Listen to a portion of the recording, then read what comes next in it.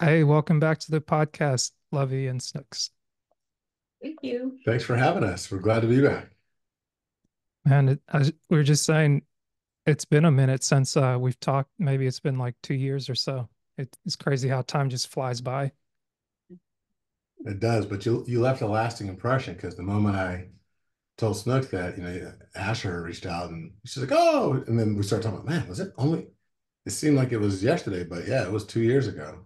Yeah, man. For anyone who doesn't know you guys, take your time, but introduce yourself. Who do you say you are? I'm Snooks.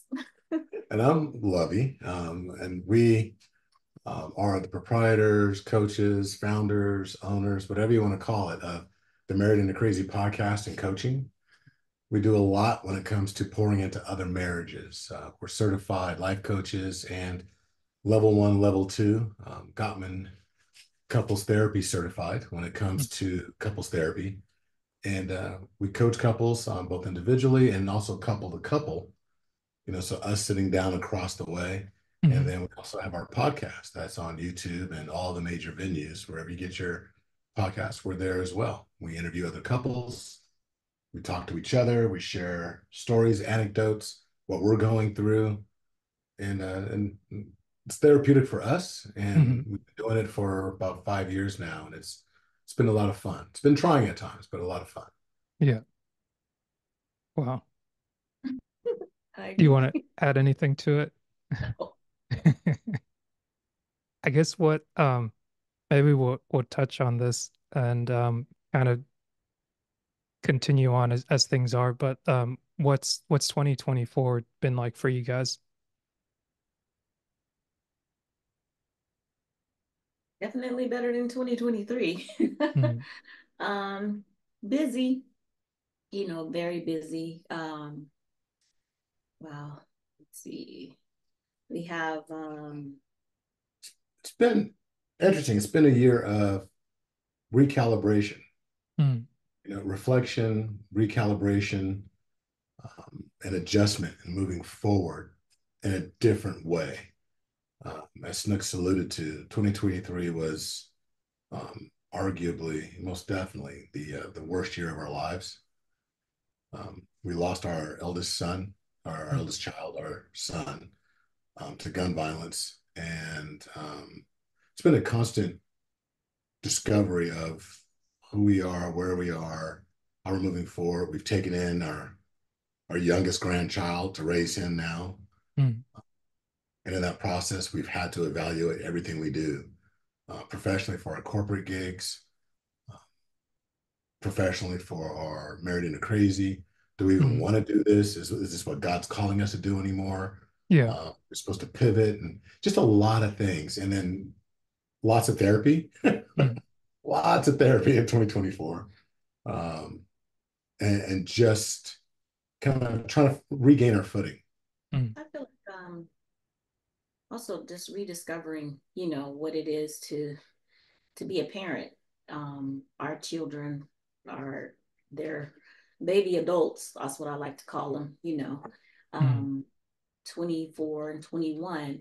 So now we have a 4-year-old in the house and huge, huge difference, Yeah. the amount that of time that's required, the amount of attention, we can't just be like, oh, forget about him. We got attitude or whatever we have to address. So it's like relearning how to parent and parent to this generation, I guess.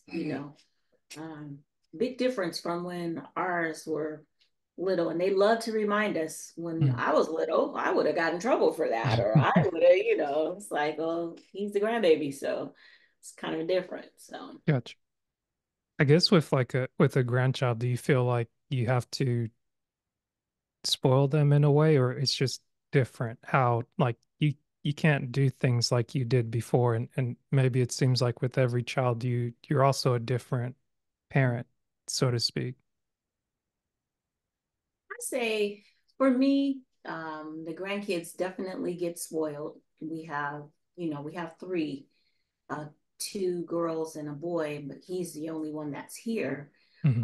So he definitely gets special what is it, preferential Preferential treatment. treatment than anybody else. That's like, I tell everybody, he's like my most favorite person in the whole wide world, you know. Yeah. Um, sorry. um, just because the amount of he's kind of special needs in a bit, you know. Hmm. There's elements to it, and so he gets a different type of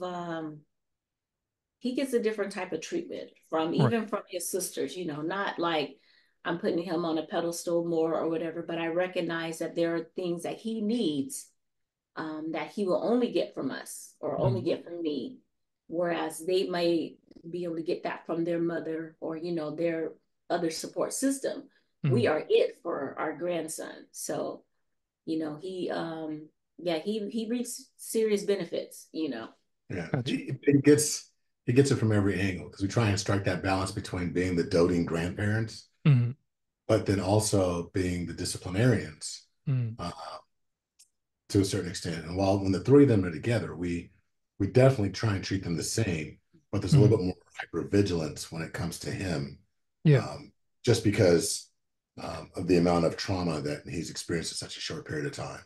Mm. And we're trying to get him to catch up to everybody else on an emotional intelligence level, you know, with his peers. Right. I guess how much of your coaching have you had to lean on in this season of life, just kind of taking on a new task, so to speak? It's a great question.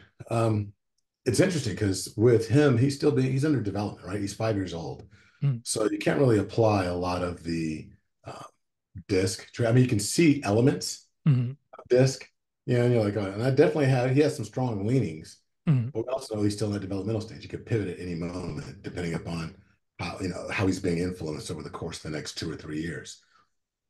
But it's more about I was going to say, I think that the leaning on is more about us yeah, Mm. relearning how to show grace, how we move, how what we say, you know. So a lot. I mean, the self reflection is high, Mm. um, and sometimes we miss the mark. You know, that's why we have each other because if I'm out of line or if I'm out of pocket with Mm. something, Lovey will be like, hey, you know, blah blah blah, and Yeah. I'm like, oh yeah, you're right, you know. So we hold each other accountable. Um, to what that higher standard should be, you know. Mm. So Mm. I think we rely a lot on the coaching for I will say I do for the self-reflection part yeah. and how to deal with Isaiah. It's funny. If you did you watch the Olympics? Not really. I heard about it, bits and pieces here and there. Like I maybe heard about like the breakdancing clip. That's the main thing I got Well, from it. there's a famous clip that makes me think of how our house has been running. Um, and it could be either one of us at any given moment. But there's a Mm. famous clip of Shikari when she's running and she got the it was the 4 by 100 Mm. meter relay, and when she got the handoff, the U.S. was in third place. When they handed it Mm. to her, she was going, and when she got into first place, there's this clip of her. She looks over like, and then keeps it going. And that's kind of like how I imagine, like we're handing off the baton to each other. Yeah. Those moments where it's like, oh, when we're missing the mark, but we hand off the baton. I can see Rana turning her head, looking at me like, I got this, and then she carries it, right? And then there's Yeah. times where I do the same, and I look at her like, I got this, sit down, but there's a lot of that Yeah. where You know, and you just got the I got this. I got the, so, but that's that dueling banjos, right? We play off of each other, and we make sure that at any given moment we both can't be down, we both Yeah. can't be up. It's we try and balance each other. If somebody is in the extreme or the emotions are pushed to the hilt, Mm. the others, we pull the reins back on each other, and we're quick to pass off the baton to Right. ensure the betterment of the household. Got you. I guess like since I've met you guys, I think you at the beginning we were either doing like the extreme execution coaching or like learning the disc, and then you guys were podcasting as I podcasting, but you're doing it more professionally and traveling and like coaching people through marriage and things like that. And even having a podcast where someone can listen in as like a fly on the wall. How have you maintain to like keep a balance between like your personal life, what you keep private, and like what you allow yourself to be kind of open to, like you mentioned with 2023, and like still kind of using social media in a positive way to be like, okay, here is an attempt at being transparent and letting people kind of into your life to be like, hey, like it's not all sunshine and rainbows, but even like when you're dealing with the rain and the mud, it's like this is still part of our story, and we're trying to process this, and we're trying to like work through it. Like how do you how have you been able to like strike that balance between like not right now, maybe later, but like okay, now it's the time to like kind of share this, so to speak. I don't know if we've developed any type of formula. I feel like we're just so transparent, and maybe it just depends on uh what it is that's happening. Mm, Be like, oh, do we share it? Do we not share it? I feel like we kind of share mostly everything. A lot. mm, So I feel like we went into during the podcast and everything, and the expectation was that we would be transparent. mm. And sometimes the conversations are hard. We're like, oh, I don't know that I want to share that. But then Yeah. have to think that, well, this podcast is not about me.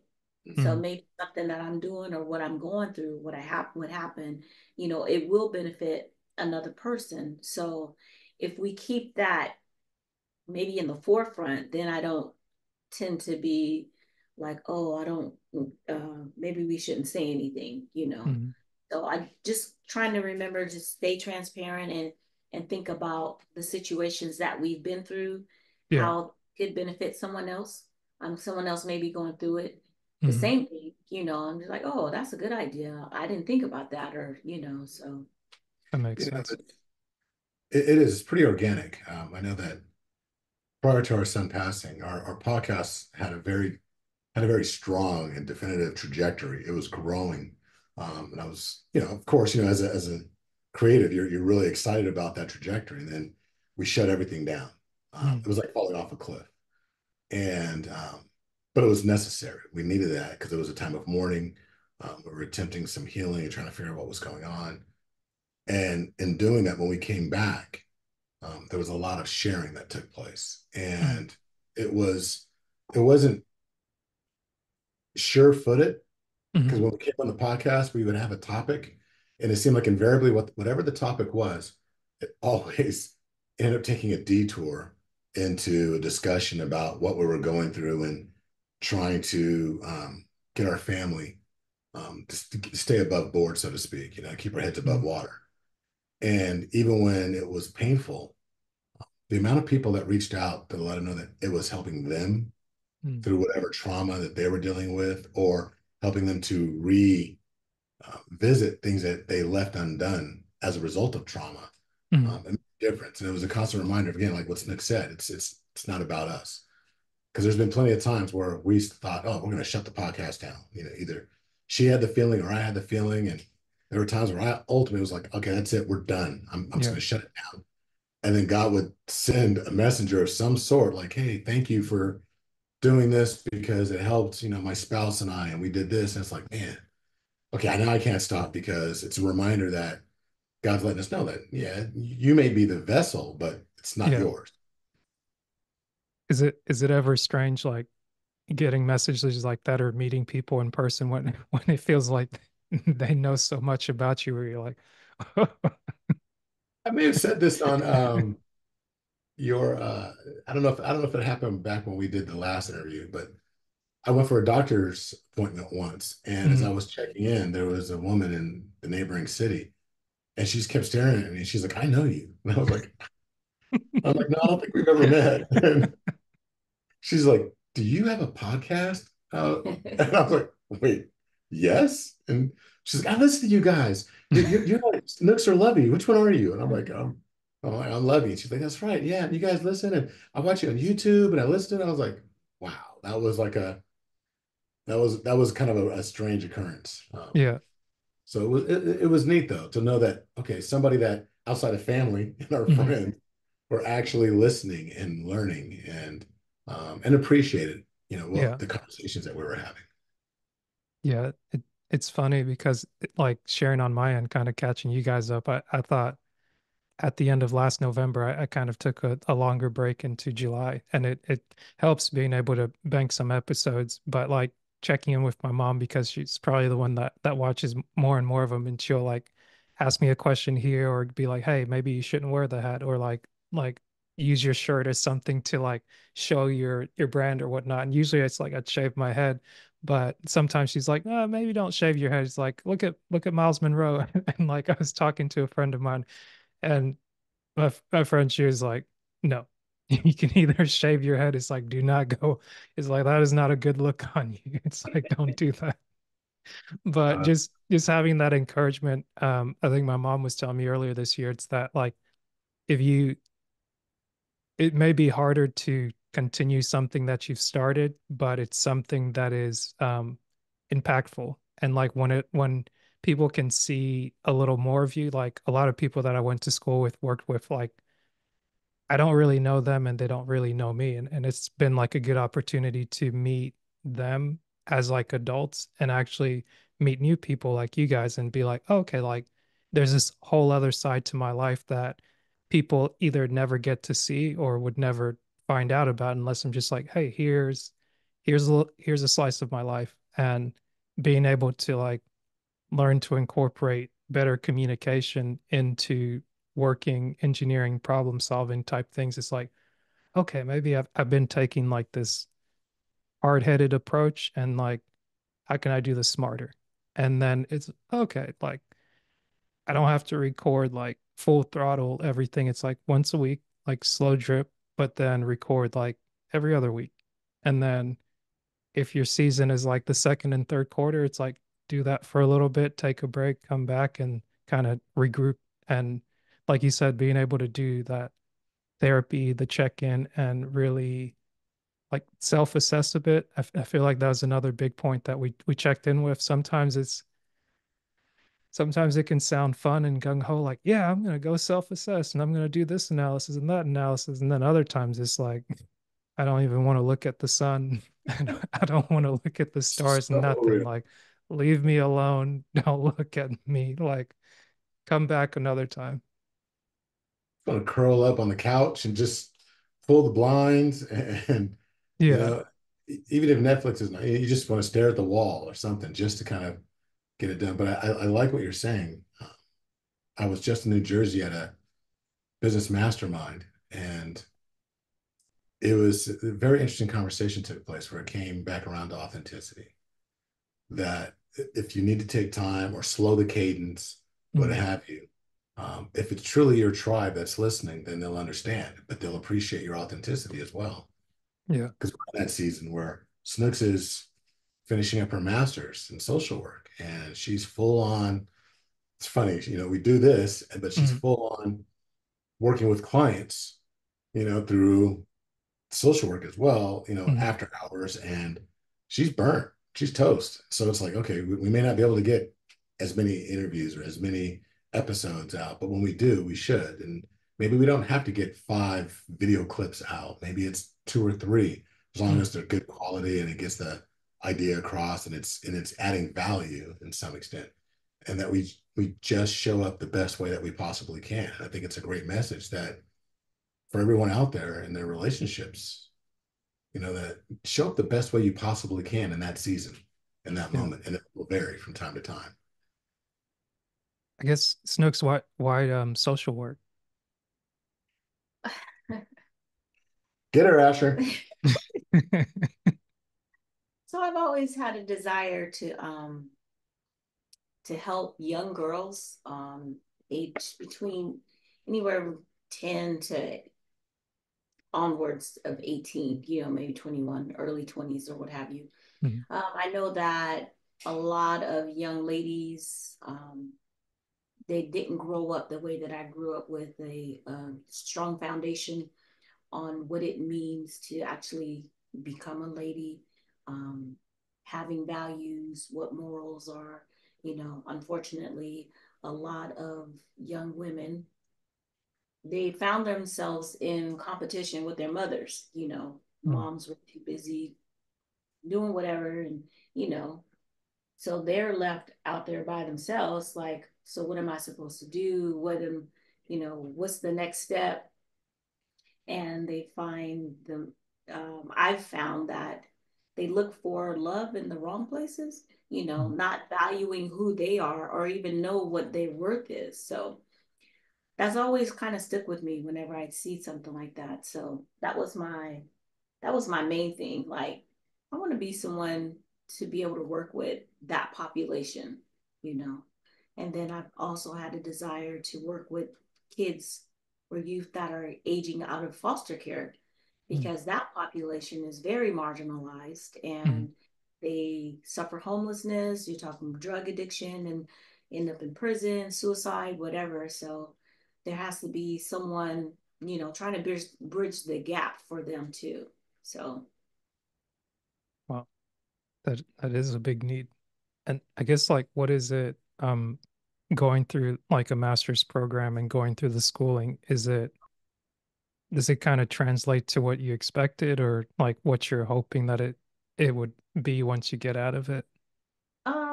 yes and no, not necessarily that, because they teach you, there's so many things that you learn about, with social work. There's medical, Mhm. there's veterans, the different, what is the word I'm looking for? The different, Avenues. Disciplines or yeah, disciplines, avenues. So really it just depends on I'm gonna say it just depends on, but you learn all these things about the general practice of social work. right, And some of it, I'm just like, I don't care about that. I want to learn about how to do this particular thing. right, Um, right. so as far as it's very grueling, because some stuff for me, I feel like, oh, it's common sense, but then Mhm. other stuff, I'm like, how does that even apply? Right, You're always right. learning something. I'm over it now. I'm so over it. It's kind of funny because I've always loved learning. I loved school. I was Mhm. excited about it. Doing my homework, I was like, everybody get out. I got homework, and Yeah, now I'm just like, what's due? I'm just, I yeah. feel like right now in this spot, I won't even say in this spot. After our son died, it started just being me kind of checking the boxes, Mm, because I was in my emotional. So I need to get out of that emotional, mm, logical, look at it logically. mm. Uh, but it took me a while to find the love for it again, So the idea that after, well, and now, working with real live clients, I Mm. like that, you Yeah. know, I like that part. So I hope I D- answered your question. I felt like I was all over the place a little bit. No, no, you're right on it. And I guess it's like, well, the reason I'm curious about it is like I've been out of college, maybe December will be 11 years now, and like in the workforce. And when you think about it, I remember what one of my undergraduate professors said was like, usually when you leave, like you have a lot less incentive to come back. And like people that do graduate school would like roll from undergraduate to graduate and PhD, but then it could be like, unless you're going like the doctoral track or something like that, you could be in school for like almost 10 years, 20 years. And like, unless you're going to be doing research and that's what you love, being in a lab, tinkering with stuff like that, it's kind of like, this is taking a lot more money than it's like giving me back. And then to, I, I was always inspired by people that went out into the workforce, kind of live life as adults. And then for some reason or another, they were like, okay, I have a specific thing that I want to do, and I'm going to go to school and do that because I know how much it's going to cost. I know what goals I have to have as outcomes come out of this. And I know that the time that I have has to be ultra specific. It's not just like, oh, I'm 18, I'm 20, just out here, just going to live my best life, no responsibilities. It's like now you have a grandchild that you're taking care of, like grandchildren and your own children that you still have to pour into, you have a business and those things. So it's like to have that forethought of, okay, maybe I want to try something different, or I want to do something that speaks to me more specifically. I was like, wow, that you're not just going for a walk in the park. It's like there's a lot of steps involved there. Right. And unfortunately, I mean, in some states, the type of work that I want to do doesn't require a master's. So Mm, they have out here in California, there are some people who are they call themselves social workers. They're not saying anything against them, but the mhm, type of work that they can do is more like CPS.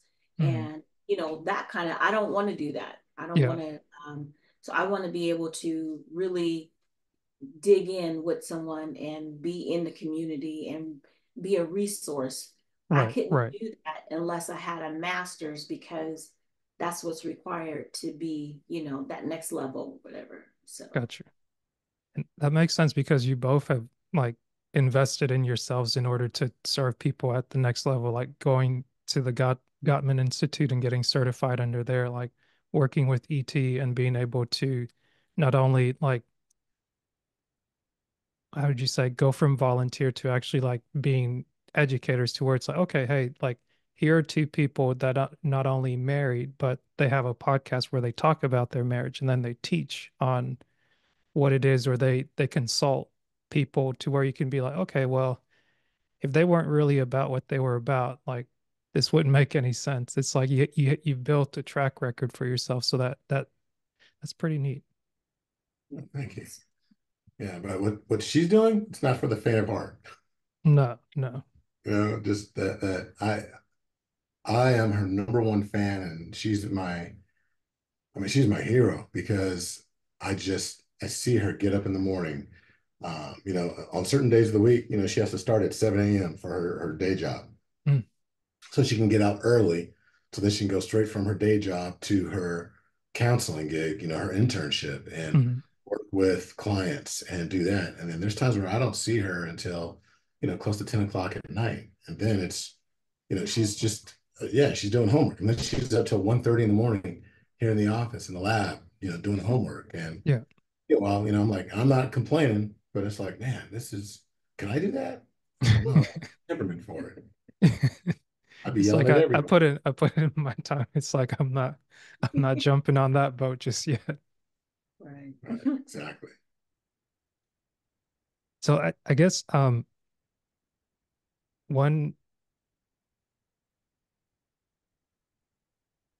when you talk about like therapy or counseling that you two have had to take on for yourselves, like in being married, is like marriage counseling something that you continued to do like one on one, or I guess would it be two on two or four on four when you're, instead of you being the coaches, like you're now the clients? Is that something that you guys did on a regular basis, like since you've been doing the podcast or prior to doing the podcast and married into Crazy Enterprise? So if I understand, you're asking, so do we undergo therapy Yeah, as yeah. Has that always been like a regular, maybe not therapy, but like counseling, consulting for your own, like before you decided to venture into everything connected to Married into Crazy? good question? Um, it was years. It was years where it was I'll say official where we did together back in Wait. Not us being the counselors, but us receiving counseling, yeah, Right, right? receiving. right. Yeah. So I mean, we're talking about the early 2000s, Hmm.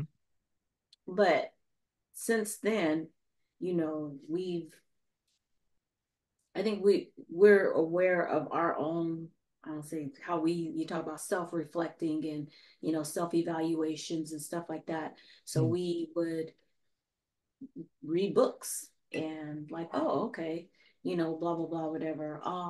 Lovey's really good at picking up on things he feels like he could do better. mm, And he's really in tune with books and but oh, you know what, this speaks to an area that I feel like I can improve on. So I'm gonna read that book. mm, And that's kind of how we go on. I'm not so good at that. I'm thinking I'm great all the time. No. But he shares books and we've read things together as a couple.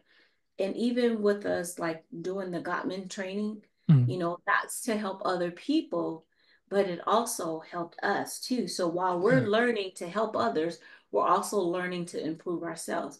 I feel like the same thing, even with the extreme execution, learning the disc, all those things that we learn to teach other people have Mm. actually benefited us too. So we're like, oh, okay, we could do XYZ better, or okay, well, I see why I respond that way, or, so, but officially, as far as like going to see someone, that was very, very early, 2004, 2005-ish. So, Yeah, but she's right. I mean, I think the first rule of thumb and I hope many people actually that are in a position of mentorship, whatever, the rule of thumb is become your first client. Mm. Um, so whatever it is that you're going to espouse, make sure that you're applying it to yourself as well. Right. Uh, so yeah, so there's been some self-applied therapy. Mm. Uh, then, like you said, books I'm real huge on, and I may not go cover to cover. I may find specific things in certain books. Like there's a book called His Needs, Her Needs. Mm. Talked about being recreational um, partners, and Mm. it just really hit me pretty hard. Like, oh, we need to do more together. Mm. That we agree upon. And so when Yeah. we went to on our vacation recently, we challenged ourselves and had the time of our lives. We're married 27 years, been together 28. Mm. And it was our first time actually having this type of adventure together recreationally, and it was a blast. But it Mm. was as a result of us reading this particular book and this specifically this one chapter in there. And so I look to find these different things, different, like right now, the book of the month for me is The Mountain Is You, by Brianna Wiest. And so as I'm reading that, I'm discovering more about, yeah, the challenges that I need to overcome are internal. It's not because somebody else has done things. I'm the mountain that Right. needs to be. And as I'm reading that, it's like, okay, how does this apply to my marriage? And as I reflect upon that, I have discussions with Snooks and then we Mm. apply it. But I am actually going through therapy as well. So I see a therapist every Wednesday. Mm. Uh, and though we talk about, it stemmed initially from dealing with the loss of my son to we're now talking about many things, how that may or may not indirectly be affecting how I show up as a Mm. father to our two other children. I might as well say three because we include, our grandson now. Yeah. But also showing up as a husband, also showing up as a mentor, how I show up. So those things are extremely important. And I'm a firm believer in it. And I know for a fact that my therapist has a therapist, Mm. so he and I joke about that. So it's extremely important. Do you ever think, or do people ever bring up to you like a surprise of who they knew you as versus like who you've become or who you continue to become? there's only one person that does that, and it's my brother, our older brother.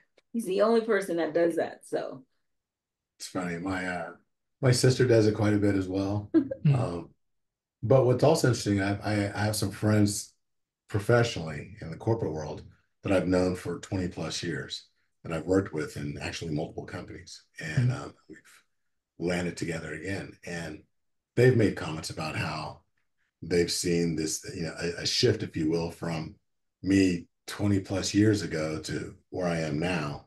Right. Uh, and it's always encouraging to hear those things that there's growth. We've all grown, but they'll make comments about, oh, well, the Ernie I knew back then, you would have had, two, three more drinks. I'm like, yeah, I don't like being here to begin with. Yeah. Uh, so there's that. So there's certain things that, and it's nice because we're not, right? We're not the same person we were. If we believe Right. that Right. there's supposed to be progression of self, uh, nobody is stagnant. Stagnant water becomes poison Mm. at any given point. So we need to make sure that even though it's supposed to be the life elixir, Yeah.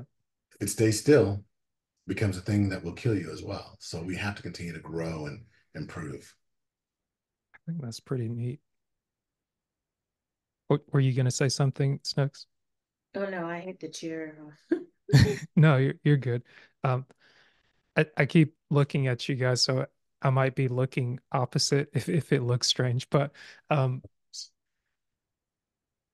it's interesting because it's like you get to become a new person like every day, and like your days turn into years and years and you don't really count them, so to speak. And as I kind of scroll through social media and I like what I like, or I certain things resonate with me. It's when it comes to relationships, it's interesting to hear couples that have spent time together, and it's one of those things where it's like, hey, this happily ever after is not something you get to see in the movies, and like it's not something that's like a one and done type thing. It's an effort that you have to put forward to like learn to fall back in love with somebody. Or I think I saw a clip recently from Miles Monroe that said it's like um love isn't a like there isn't a reason to love. It's just something that you do. Like if you tie a reason to, oh, I love this person because of XYZ, then it's like you can easily fall out of love with somebody. And it's like, oh, I hadn't thought about that. And the way that he kind of put it into context, and it probably help if I verify, but I think he his record kind of speaks for itself, where he's I think he said that there's nowhere in the Bible that justify why God loves people or loves his creation. And it's like, huh, maybe I've been kind of looking at this whole thing the wrong way, because it's like, well, you can definitely like somebody and you don't want to fall out of like with somebody because it's like, man, I can't stand you. And it's like, you don't want to look at the person, you don't want to be around them. But it's like, if at least I like you, I think you can at least still be friends. Like if you still got that, you feel like you got somewhere to go. But then being able to be selfless is something that I see in a lot of married people, where it's like from the outside, somebody would be like, oh, why do you put up with this? Or why would you do this? Why would you do that? And it's like, first of all, like my relationship is my relationship. And it's like you have like a spectator's view. But then if maybe you thought how someone that's not married thought, then you wouldn't be married. And I guess it's interesting sometimes just watching how people move and how they what actions they take and what results that kind of brings them to where you can either envy them, you can become jealous of them, or you can like form a disdain. Or on the other hand, you can actually enjoy who people are because like you either have an understanding or just appreciation for what it is that makes them them, or how they show up in the world. It's true. You know, as you were sharing about the reasons, I remembered a story I heard a long time ago. Um, it was just basically about, a guy asking, he was asked, what he loves most about his wife. Mm, And the guy sat there, he's thought about it for a while. And he's like, there's no individual thing. I love her because God loved her enough to bring her into the world. And they're mm, like, oh, no, you're cutting it short. What is it about? And he's like, no, he's like, because if I said it was her smile, what if she was in an accident and lost her teeth? mm, They're knocked out. What if she was in an accident? If I said it was, her beautiful hair, what if she ends up having cancer and loses all of her hair? And then she'll think that she no longer has worth. What yeah. if it was? So we start naming all these different things. Like, so if I said it was any of these individual components, if that's gone, that'll make her question my love for her. And he goes, I love her. If it was enough for God to put her in the world as Mm, is, then that's enough for me to love her as well. And I thought that was amazing. And I feel like we as humans, that's so hard to conceptualize about uh, unconditional, mm, because there are conditions in everything that happens in our lives. We have conditions for everything. We're yeah. conditioned to be conditioned. Right, right.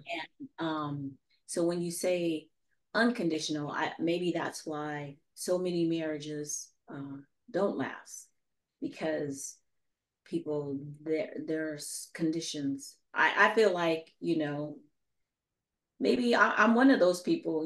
There are some conditions, because there are certain things that you absolutely cannot do, Mm, and I'm going to stick around for. right, right. But, it goes back to like you were saying about the saying. If I say, oh, it's because he's smart, what if he had an accident and now there's some brain damage or whatever. Everything that I say, every reason that I give for loving him, there something could actually take that away. Mm. So if my love for him is just actually him, Mm. and that's one of the things about being hard to explain unconditional love, because how can you explain it? I can't explain unconditional love because now I'm giving you conditions. Yeah. So I just think that we as a people, we have a hard time with the idea of unconditional. Mm. Um, if we looked at it more like, the only way that I could think of, like, okay, when we equate it to how the Lord feels about us, it's like giving birth, you know. I don't have any conditions for loving them little kids. They cry all the time. They want to eat. I don't get any rest, blah, blah, blah, whatever. I Mm. can name all these things about them that they do that I don't like, Mm. but they're mine. And I Yeah. love them anyway, regardless. So maybe if we took the newborn babe thing, kept that thought process, I'm sorry. So when Mm. we talk about relationships, maybe that would help us. Well, I think I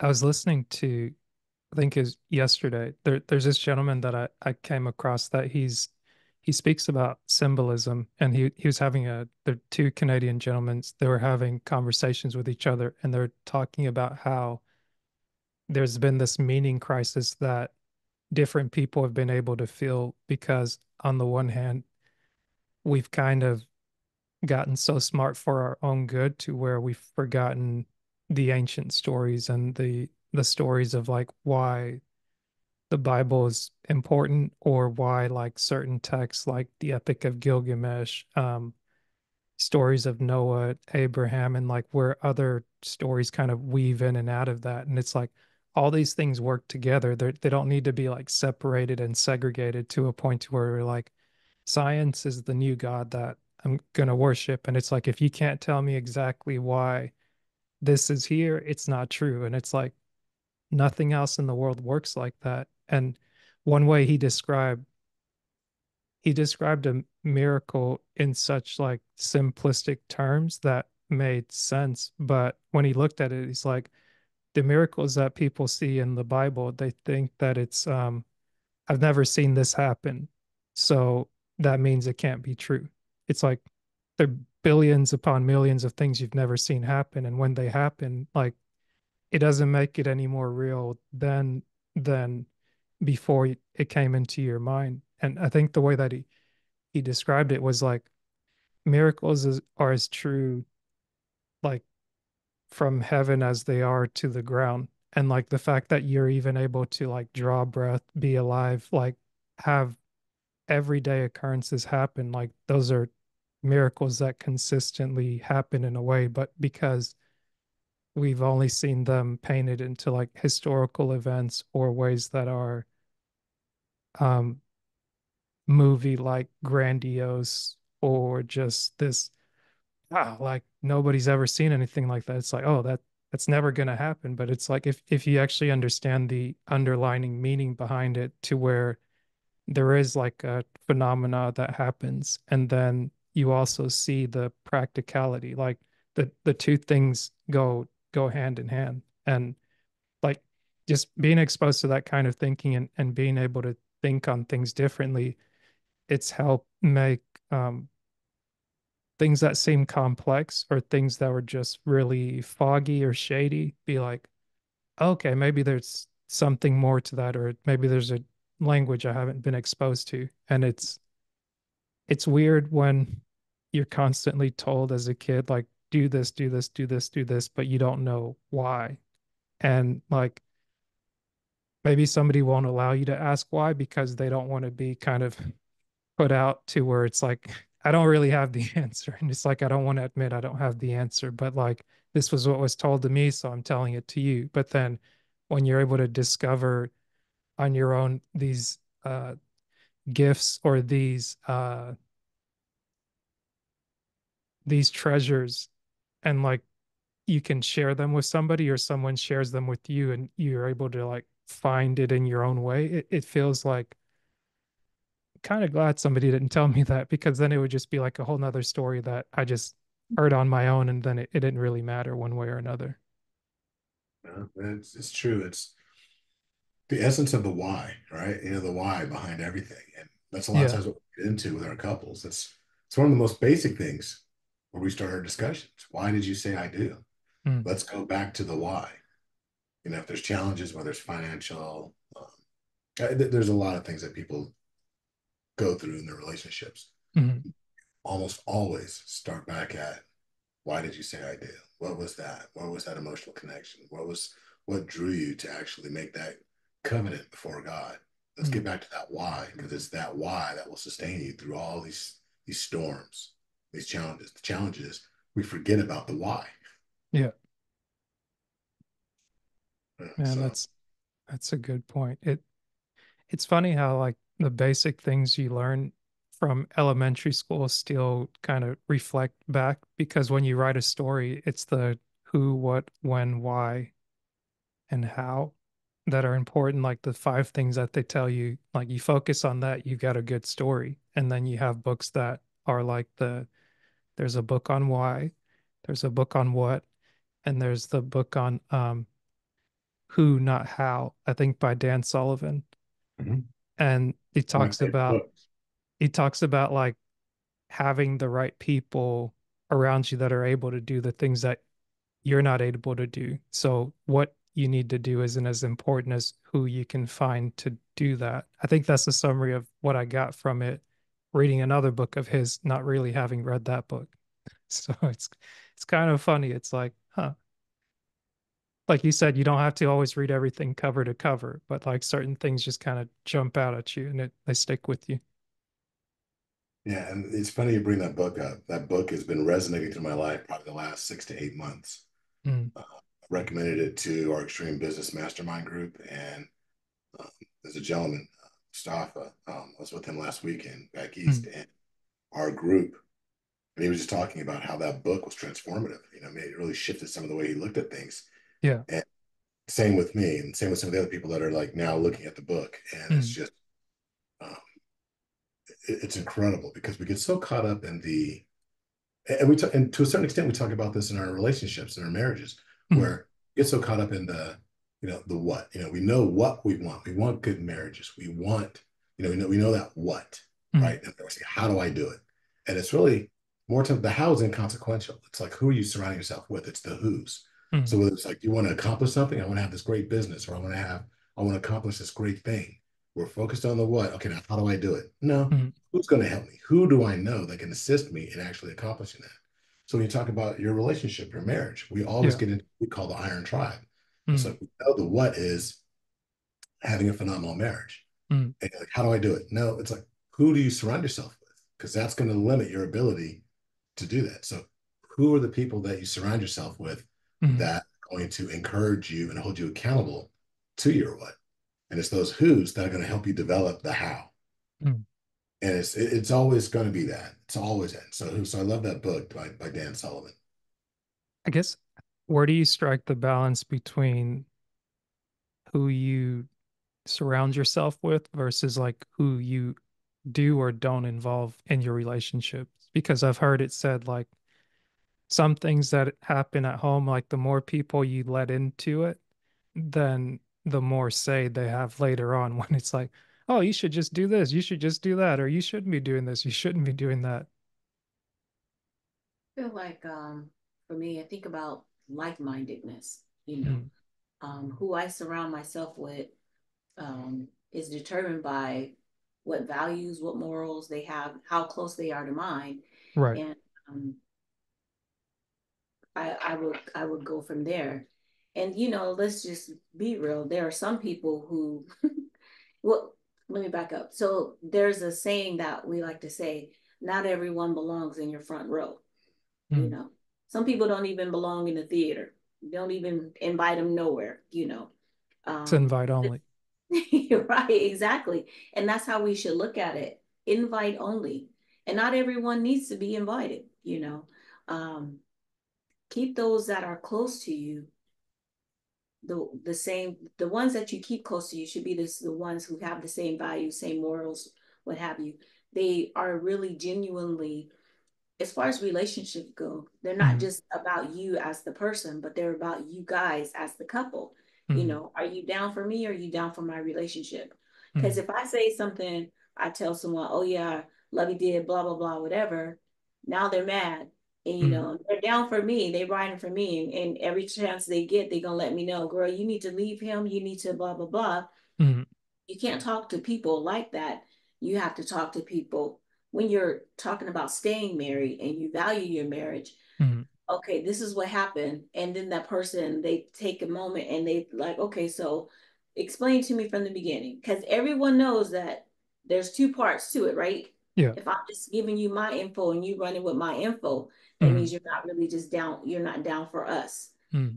You want to hear everything and then you make a informed decision or whatever it is, you know. Right. So if you're not if you're just about him, then I'm not going to just talk to you. Or you just about me, I'm not going to talk to you. Right. We want to be about people who are about marriage and Mm-hmm. hold us accountable Right. individually and as a couple. So that's kind of how I make the decision on who I invite in and, you know, who gets to kick rocks as far as that goes. Yeah, this is an area where you get to be extremely discriminatory.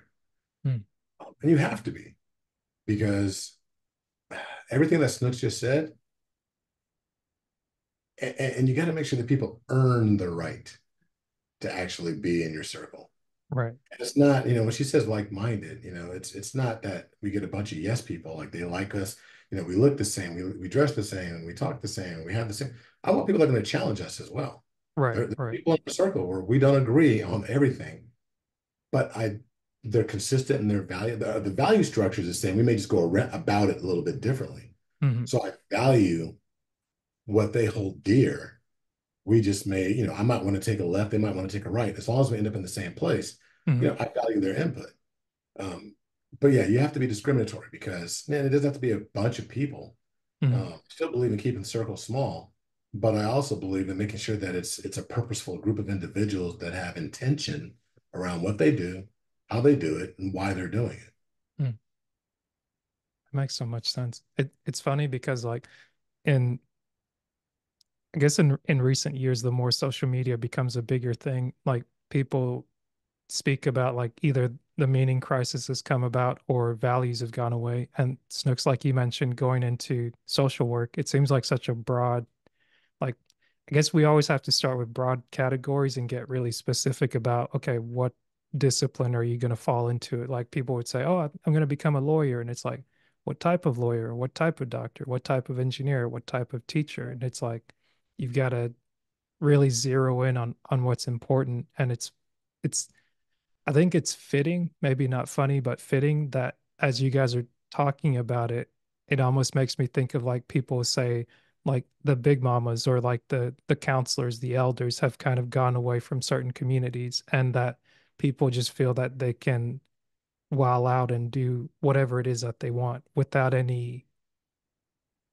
that feels that they can um, realign them or like recalibrate them, point them in in the right direction to say, hey, like uh what is the Google say what the map whenever you make a wrong turn, it's like, hey, okay, it's okay, you made a wrong turn, but like, yeah, Yeah. rerouting. Yeah. So it's like helpful to have people that are able to help you reroute, but then um at the end of the day, it's like you having enough guidelines to kind of steer you in the right direction to where you can remember, oh, okay, like I don't belong here right now. I can go this way versus just the world just says, hey, have your fun, live like there's no tomorrow, do whatever. And it's like, okay, like I'm just gonna live it up. And then when you just looking up and it just feels empty and you're like, well, this isn't how I thought it was gonna turn out, but I guess is what I got now. Right. It's funny, you made a comment about, the elders and, the big mamas and everybody have gone by the wayside. And I Mm, think this generation coming up, they've replaced sitting at the foot of the elders with Well, if I need any information, Go on there. I'm gonna go on my phone. I'm Mm. gonna I'll get it from TikTok, I'll get it from Instagram, what have you. The Yeah. challenge of that, and this is where I have a problem with social media. If we don't recognize that it's nothing more than strictly entertainment, Hmm. and people are going to it for their news source. It's the algorithm feeds you exactly what you. So if you look at something and it talks about a specific item, it's Hmm. going to feed you more of the same. It's not going to give you, the opposite. It's not going to feed you the antithesis. It's not going to get you to think like, well, if you see this, well, what about the opposite side of that? That never Right. happened. It's like, we're going to feed you more of this. I like green apples. I'm going to Yeah. give you nothing but green apples and everything around green apples until you tell me to give you something otherwise, until you Yeah. look at something else. So they're going to keep looking at that and looking at that and looking at that and getting reinforcement, but not getting any growth or encouragement to actually grow outside of that. Yeah. And that's problematic. Not only that, just like kind of piggybacking on what you said, but like you brought up Asher about the big mamas and stuff like that, when people are getting their information, getting it from sources that are not invested in that person. You're Mhm. just getting information to get it. I mean, Right. I could Right. tell dude across the street, yeah, blah, blah, blah, whatever, but how invested am I in him and what Yeah. he has going on? If you're not invested and Hmm. you really have a caring, you really care about the outcome of that person, or you're going to people like that, then you're not gonna come away with any real substance. Yeah. So I think one thing that, or one of many things that's dope that you guys are doing, and the thing I keep finding more and more and try to shine a light on is that um, people have found genuine ways to explore more truths or just more things that are holistic, so to speak, to where it's that you might come to someone for entertainment, but then you get a lesson on the back end maybe you weren't expecting. And like even if you think about TV shows that you grew up with where people say, okay, well, the metrics were different. Like at the end of the day, um a lot of what moves things, or if you follow the money, you can kind of see, okay, what's this person's attention or what is the goal of this corporation. It's like we're trying to make profits. Like we have people that we answer to, and then they need to be satisfied. And exactly. it's like being able to see something in that regard. It's like, oh, somebody say, oh, it's business, it's not personal. And it's like, okay, So maybe they're right. It's like it was personal to me. It's like right. I didn't appreciate that, but seeing how like maybe it's the way that I've learned to learn, or being able to put myself in a different pursuit of something, or just to be like, this isn't working. Like I've got to go find something else. And like the more and more you'll hear rappers are going to do what they've been set up to do, like keep selling drugs, keep telling people go buy your guns, go do this, go do that. But it's like you have other people that are doing maybe like conscious rap, or that have gotten to a platform to where they're like, hey, this isn't the real thing. And then maybe it only affects one person, but there's always someone when it feels like, oh, nothing's really going on. Like if you start searching out things, those things always seem to find a way through.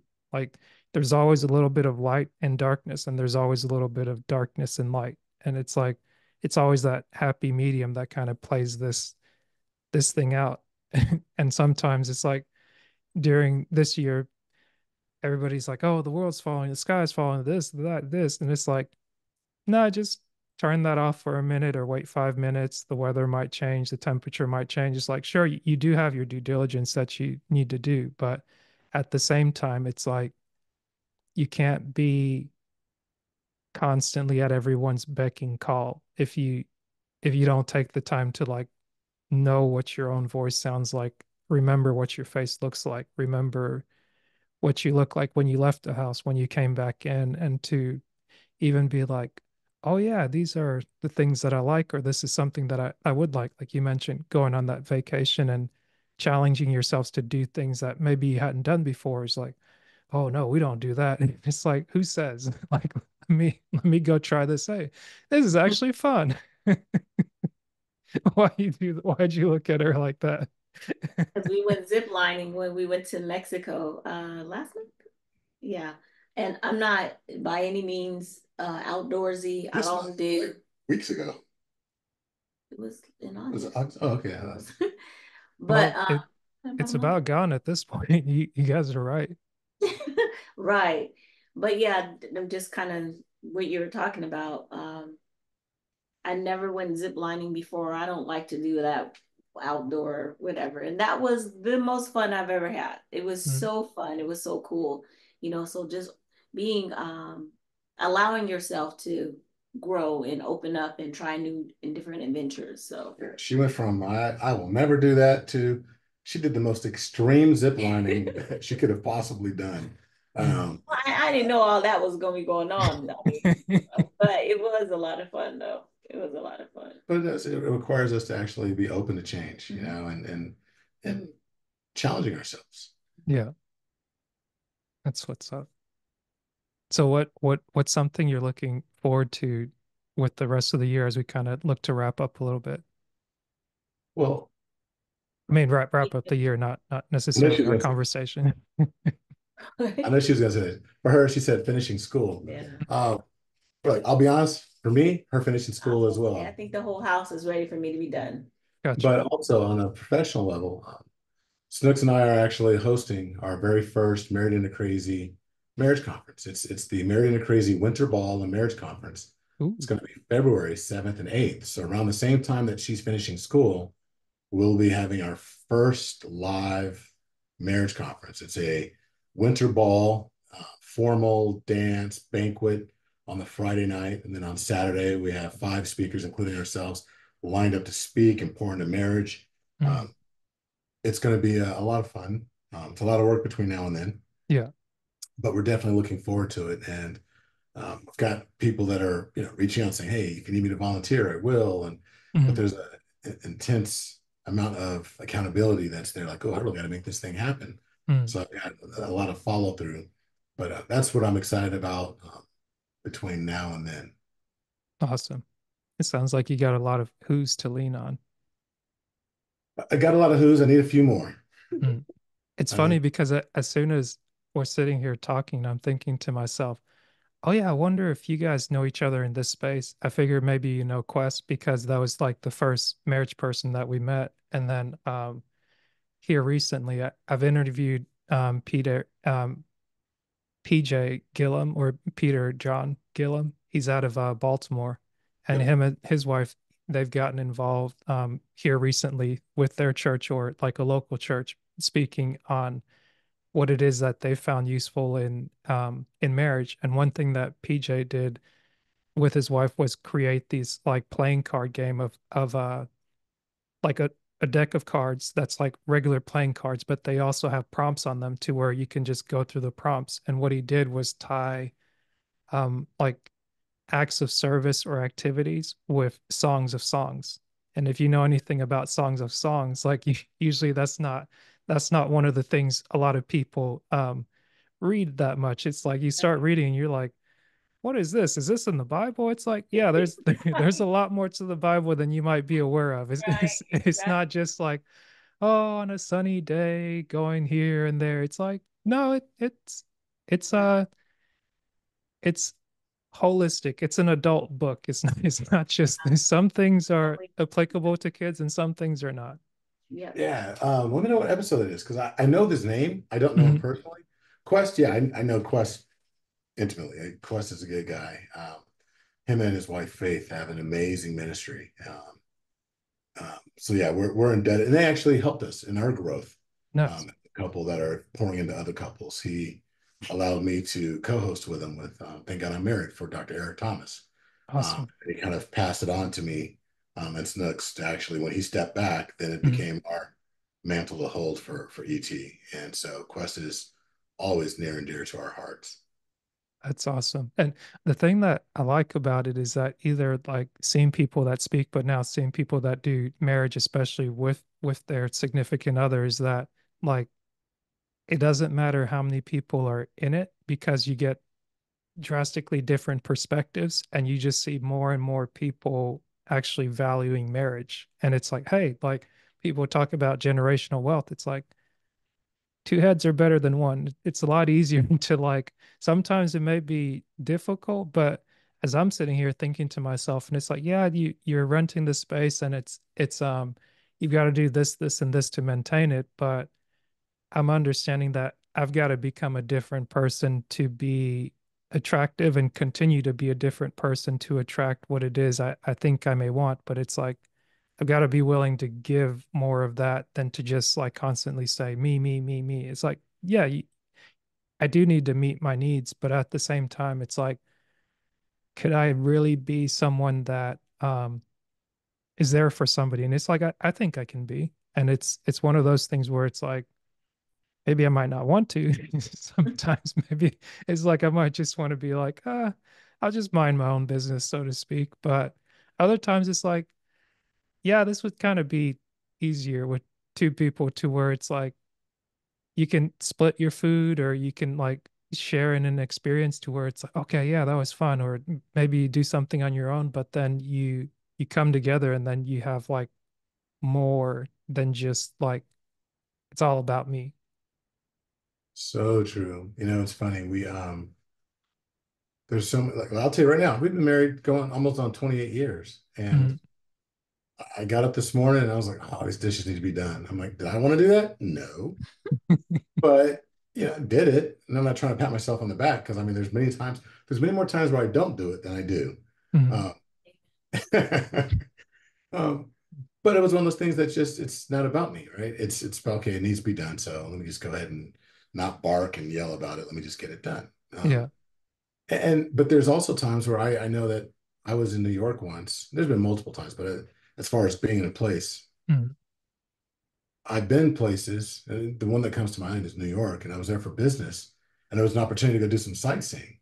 Mhm. And at that time, Snooks had never been. This is my first time in New York. Mhm. But she hadn't been there. She wasn't with me, so I opted not to go because all I would have thought the entire time was like, I wish she was here to see this. Mhm. So I didn't want to experience it until we could experience it together. And I think that, and I share that only because I think that whether you're, male, female, you have to become marriage minded. Mhm. Even when you're single, you have to start to develop your mind for marriage, Mhm. for sharing, for being a companion, instead of, okay, well, I'm going to be, the single individual. And the moment I say I do, I'll change. The change has to come long before you ever say I do. Yeah. Even I argue even long before you even meet that individual that you're going to, because I think that you have to become marriage minded in order to be able to manifest and exhibit the traits and carry yourself in a manner, like you said, where you're going to be able to attract the right individual Yeah. to you, right? So there's a lot that's there. And unfortunately, many times, Quest to tell you the same that if you don't have coaching or counseling up front, many times you say, I do, and you're trying to fix things on the back end when you should have been, preparing on the front end. Mhm. So I commend you for even going through that mindset shift that you're going through right now, because I think it's absolutely necessary. Thank you. I was sitting here thinking to myself of like a negative, but I'm like, no, just just take the compliment, even if it's like one day like, I'm gonna do this, pick this up and go, and it's like, yeah, I'm not doing that right now. It's like, hey, hey, It's like that. it's like nobody has it like all going on every single day at all times. So it's like you got to No, appreciate what you can appreciate about yourself when right. you can appreciate it. And that's what makes it even better. You know your limits. You know what I'm saying? Because if you do too much, too fast, too soon, you Mhm. burn out and you're like, I'm over it. I'm done. Yeah, I'm not even about to, um, take your time. Give yourself grace. I yeah. think that's one thing that people don't do enough of, give yourself some grace. So, Yeah. yeah. Give yourself grace. No, I'm not giving myself grace, y'all. I was just playing. I guess in working with different people over the years, have you ever had somebody kind of like try to bring you a situation where they're like, "Hey, fix me," and you're just like, "Nah, man, nah, I can't help you there." Like, you got to point you to somebody else, or just be like, "It's too hot for me to handle." Yeah. Yeah, we have to know our limitations as well. There's a difference between coaching and counseling. Mm. and I think they're both needed depending upon the situations, sometimes even in tandem.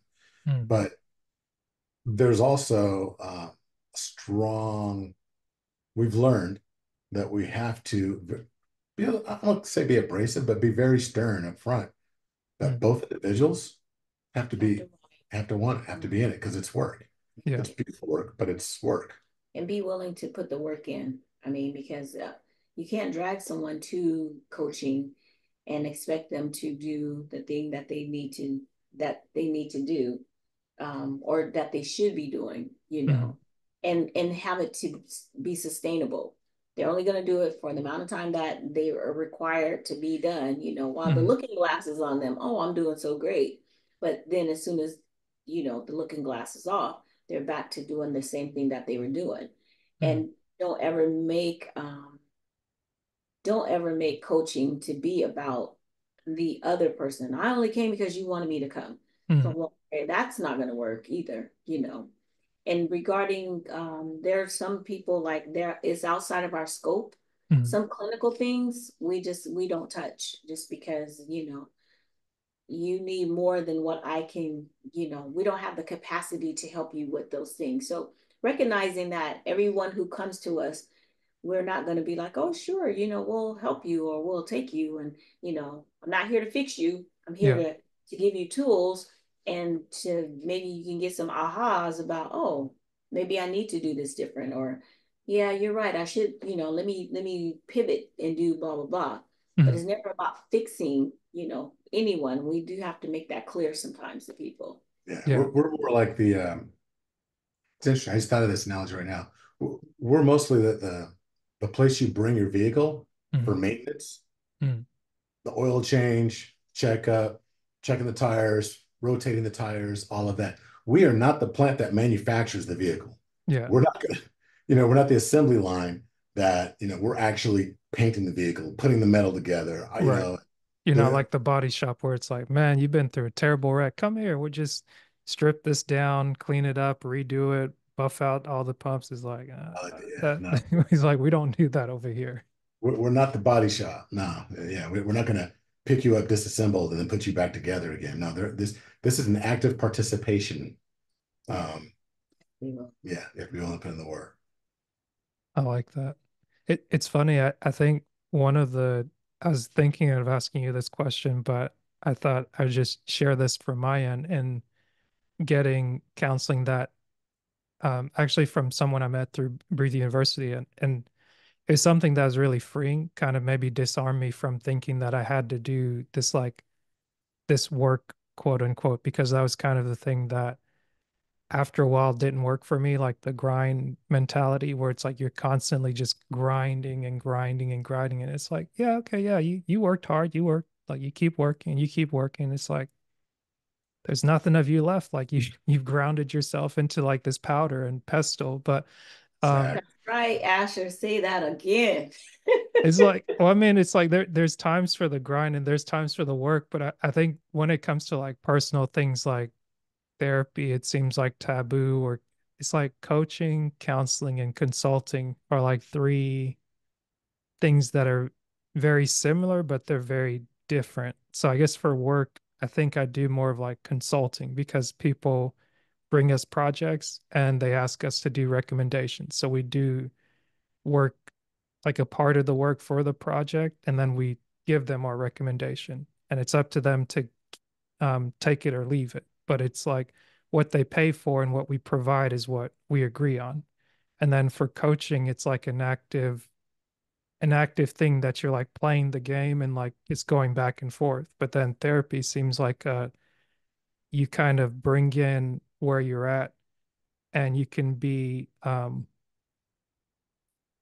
I don't know if I'd say it's almost like surgery or where things can be dissected, but there's still like a participation that you have to do on your own in that time. But I say all that to say what was told to me or what was shared with me was that there's nothing like you're not broken to where you need to be fixed. Like there's nothing wrong with you. Like especially with like the way that I was talking about myself was either like regurgitating something that was being shared with me or how somebody was viewing me. And it was like you're not broken. Like we're not here to like fix you, heal you. It's like let's correct your language first of how you seeing yourself. Like, yeah, you might be down, you might be stressed. Like, are you eating? Are you sleeping? Are you exercising? Like those basic three things.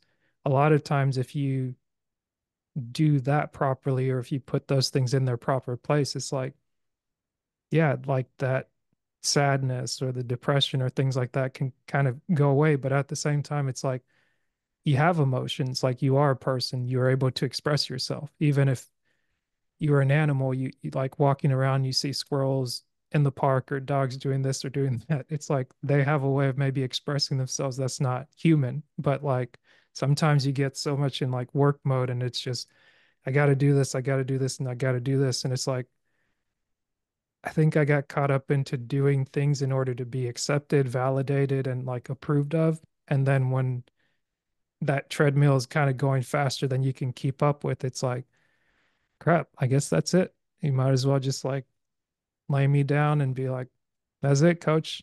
That's all I had. And then it's like they just, if it's like in the workforce, yeah, you can be replaced at any time. But then if you forget that like you're not what you do, you're not the titles you have, like there's more to you than just like the attributes that are given to you. And like when you lose sight of that, that's where all the problems in the world come up. And then people are like, you should go see a therapist. You need help. You need this. You need that. And it's like someone that's worth their salt would kind of have a conversation with you before they prescribe you something, or they'll have a conversation with you and be like, okay, like tell me more. Like you'll just be there talking for 40 minutes and you're like, is this person doing anything? What are they writing over there? Like, are they judging me? Are they doing this? Are they doing that? But it's like, no, they're not like necessarily measuring you from a distance. They're trying to get an idea of like who you are, where your mind's at, what is it that you're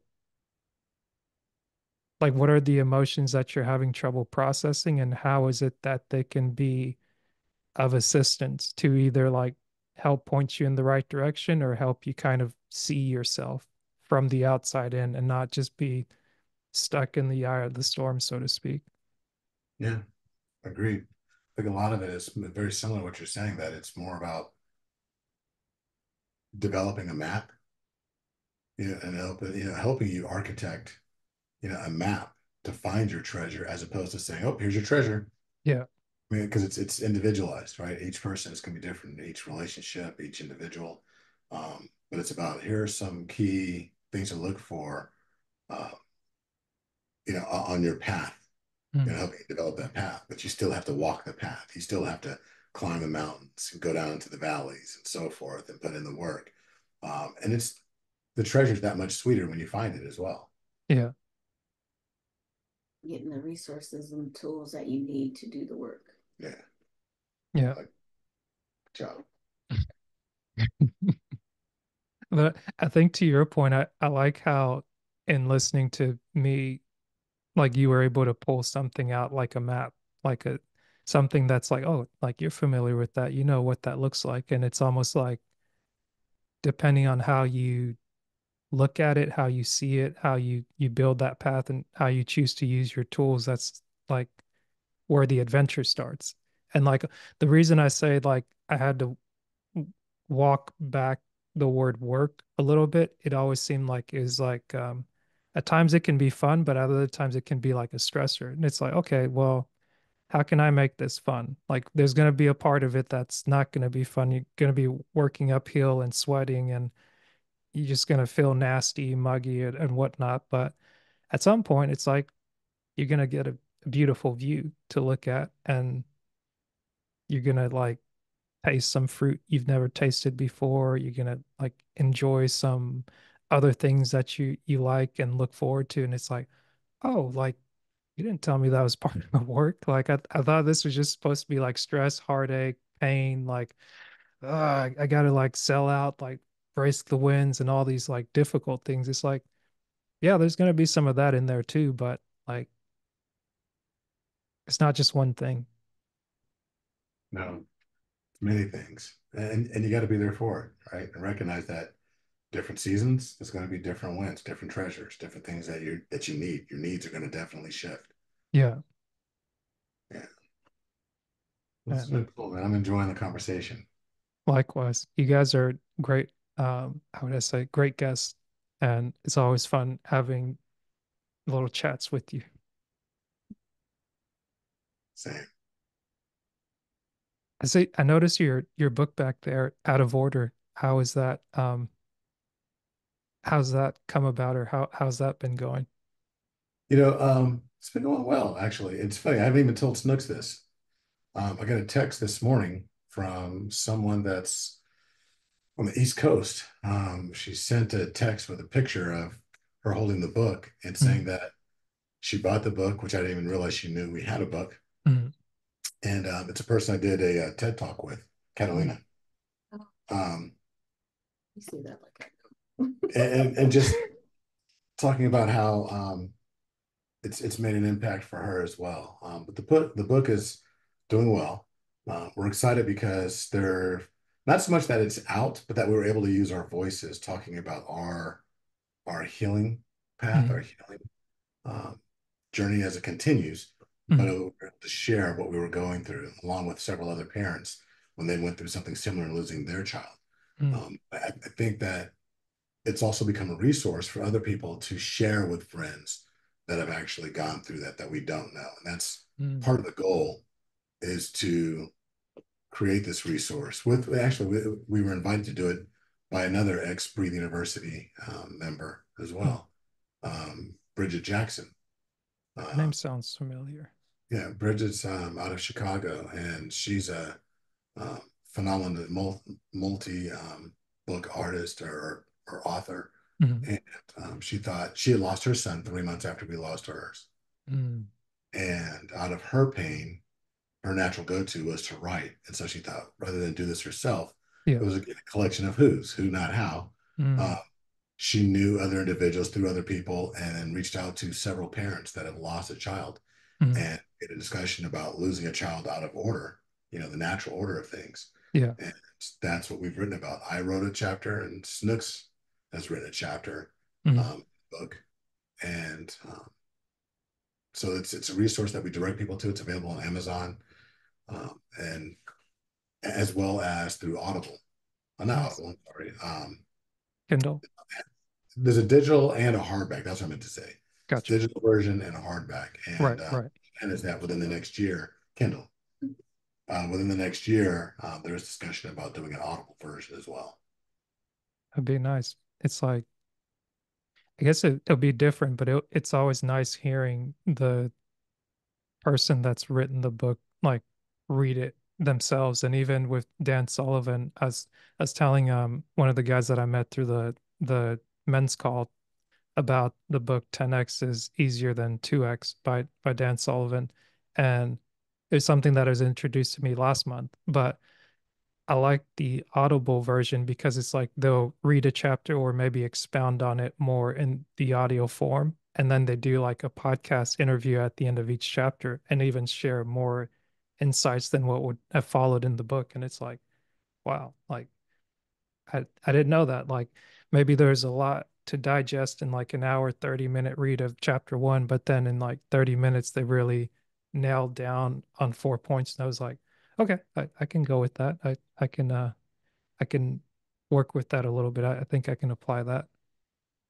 Yep. Like you, I did the same thing. I have the audio and of that book as well, and the hardbound. I do like to highlight, underline, write some notes in the column as well. But Mm, absolutely, yeah. So that's a goal for us when it comes to out of order. And the goal really is just to make sure that we're helping other people as they go through the same type of trauma that we've gone through. gotcha. So if you two wrote the book together and you had Brianna come in as well, or just the two of you in the book? No, actually, there's six. I think there's like six different authors, six different parents. Mm, She asked us to come in on the project, so Bridget actually started it, and she's the one that reached out to different families gotcha. that have experienced losing a child, Mm, and so each person has their own chapter dedicated to their child that lost their experience. wow. That's Yeah. amazing. I think, Even though we're in the same household, mm, processed and went through it differently. So even though it's both of our son, mm, we live in the same house. The way I processed it was very uniquely different from the way she did, and we talked about our individual paths. mm. Was it was it strange reading it back or like reading each other's words or other parents' words? I haven't read it. I haven't read hers either. Gotcha. I Do you just, plan to, or do you kind of just want to leave it for the I time plan being? to eventually. I know I do. Eventually. I don't know when though. I plan to. I have to be in the right space. I've read Bridget's, Mm, but I haven't been able to bring myself to read hers because you have to mm, recognize that there's a reliving right. of it that you go through, and I'm not there yet. Yeah, that makes sense. I guess it's interesting. I keep just seeing parallels where like you guys working together and reading this book and thinking about like the Who Not How book and the 10x is easier than 2x. It's like two authors that kind of um they kind of came together where Dan Sullivan is like the idea guy and then the I forget his last name, but the doctor that has like a writing style that he's able to break things down or like really detail stuff in like a high level type way where it it really expresses and explains the big ideas. It's neat to see how projects like that come together because I think YB, I don't know if you guys ever met him, Robert Youngblood from BU, he wrote a book with a couple of people out of Breathe University called um, The connection book. yes, the Connections book. So like he wrote a book like that, and then Chip Baker out of Texas, he's written I think 4 volumes of a book at this point, and it's been like, hey, you write a chapter, I write a chapter, and it's like we're talking about a similar topic, and it's something to where it's like it just seemed like a foreign concept before where somebody's like, oh yeah, it's gonna be an author. And it's some people go like the hard grueling route, like the Stephen Kings, where they'll write a chapter or a page every this, every that, like they're writing novels, they're writing this, and then maybe somebody goes the Gary Vee approach where it's like you speak it out or the ET level where you speak it out and then you have somebody like write out your words. But now it's like the collaboration aspect just seems like something different altogether where it's that you're able to in your case you're able to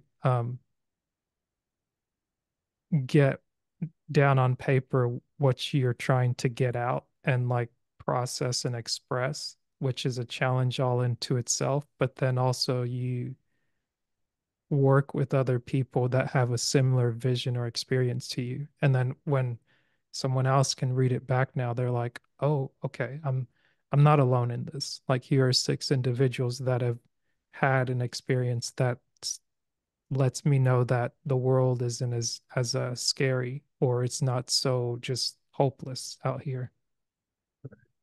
Yeah, and YB's book is, I believe it's Collaboration is Currency. Yes, that's it. Yeah. I had the CCs in there and I was like, there's collaboration and I'm drawing a blank on the other word. But I think I got into like the first 3 chapters because I like the story of him and Marshall because it's like obviously meeting Marshall through Breathe University and just seeing how maybe from 2013 or 2016 when they first started it and just seeing that hyperdrive mentality of personal development where people from different walks of life come together and kind of think like this can't be what life is all about. Like there's got to be more to life than this. And it's like, okay, yeah, there can be like it all goes back to what are your talents? How can you use them? Who can you serve? And then it seems impossible. Or it's like, I don't know about this. But it's like you step out on a little faith and you keep practicing a little bit more consistency. And if it's something that people need and want, they keep showing up and they're like, you do good work. That's Yeah, right. exactly. That's true. That's what we experienced with Married into Crazy. Just a little bit here and there, keep chipping away, and we keep showing up, and even when we want to shut it down, people, they keep showing up. I'm like, oh, we can't shut it down. God reminds us it's not ours. Yeah. It's funny how that works. But let people know where they can find you. How can they continue to follow Married into Crazy and be on the lookout for what the rest of 2024 and 2025 may bring? Thank you. Everything we do can be found at marriedintocrazy.com. And we're in the process of changing over the website. We're refining it, making it a little bit more clean, so Mm, forth. But it works. It's functional. It works now. The only thing that's not there yet is the information regarding the conference coming up. We're going to be adding mm. that in now within the next month. That should be up also. And you can always find Married into Crazy on YouTube as well as wherever you download your podcasts. Awesome.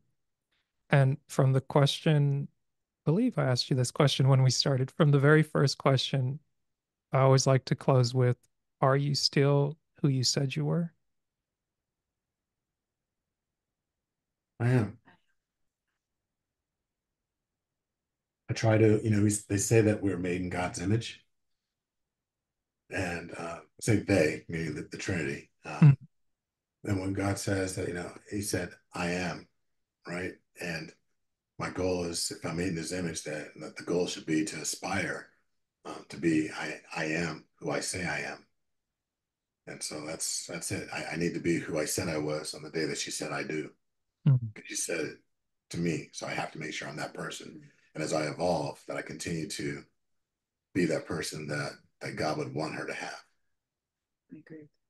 She agreed. Of course you did. mm. Hey, that's not a bad thing. It's always encouraging to talk to you guys, and it's always inspiring to be like, man, is that thing worth it? And it's like, yeah, I think it might just be worth it. Definitely worth it. It is. Well, it was a Awesome. pleasure sitting there and talking with you as well. Likewise. Until next time. All right. Bye Bye. bye.